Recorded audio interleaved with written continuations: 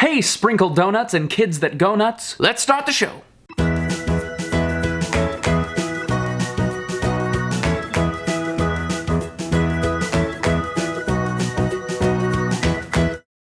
Hey everybody, my name is John and welcome to ADITW, A Day in the Word, the internet's favorite Bible study. Today we are in Hebrews chapter 9, which means we're getting close to the end of this book. Say it ain't so. So start thinking and commenting about what book you would like to travel to next. But today we are tasked with the 9th chapter of this beautiful New Testament book. And today we're going to tackle this chapter a little bit differently than we've tackled previous chapters on this show. Usually we break down the chapter and we go section by section by section by section by section. But today, to start, I just want you to read the entire chapter straight through. I promise you, I'm not insane. I promise I'm not getting lazy on you. I promise this will make sense later. Okay, let's go. Let's read Hebrews chapter 9 verses 1 all the way through 28.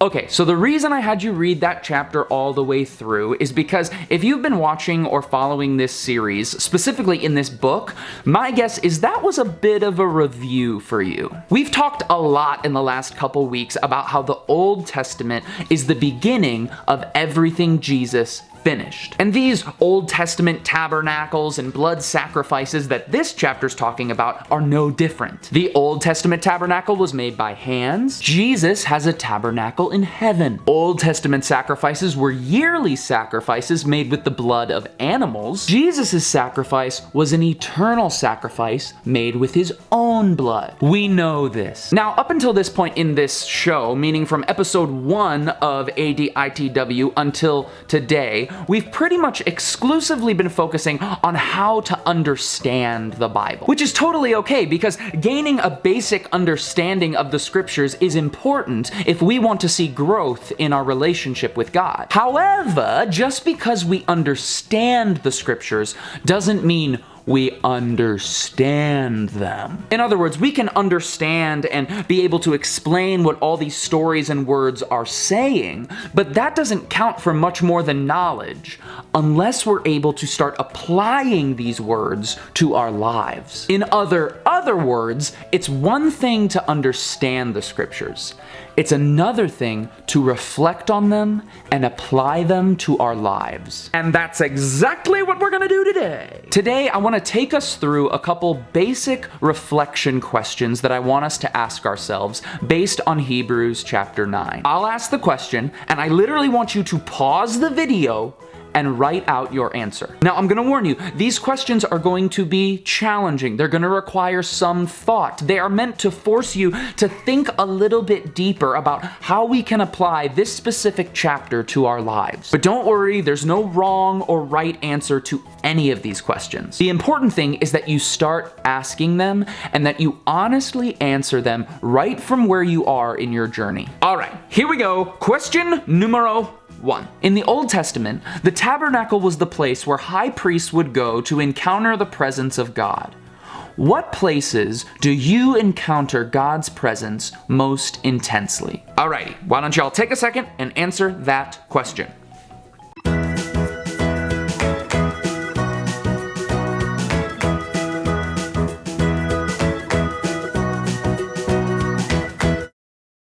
Now, for me, I often experience God's presence most closely either early in the morning, when I'm driving a car, or when I'm hanging out with my wife. Now, this doesn't mean that I don't experience God any other time, but since I know that these are the situations where my heart is most open to Him, I intentionally make sure to enter into those spaces every single day. Okay, question numero 2.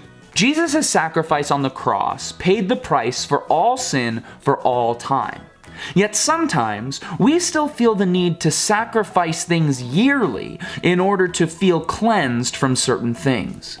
In what areas of your life are you not allowing Jesus and His grace to be enough? Okay, take a second and answer that question for yourself.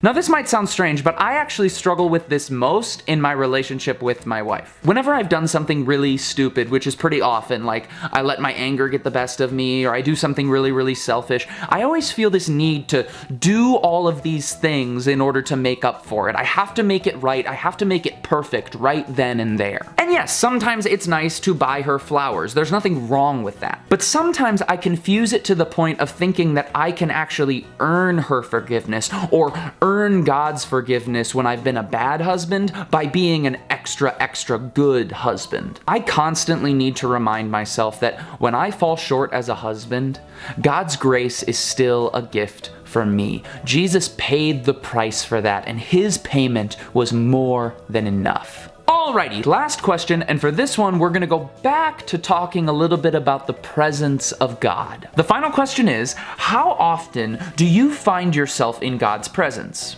What can you be doing to pursue his presence more? Take a second, answer it.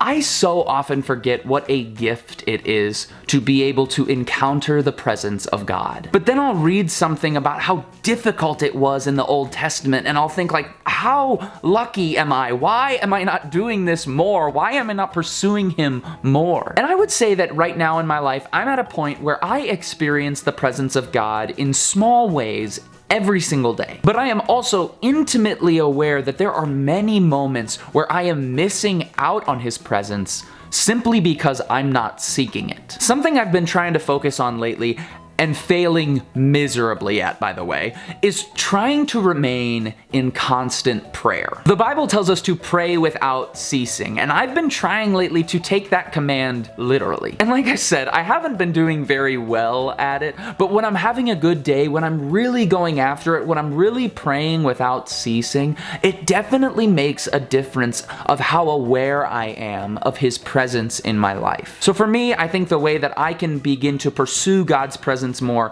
is really to try to pray without ceasing. I don't know what it is for you, it's prayer for me. That's up to you to reflect on.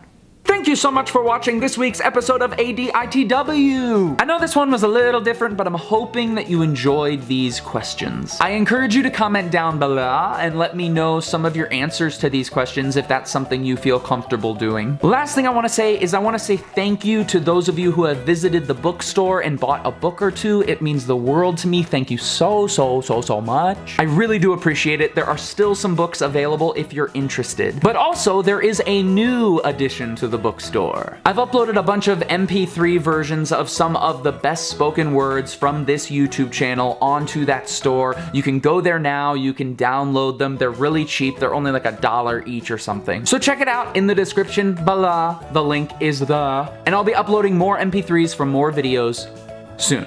Well, that's all I have for you today.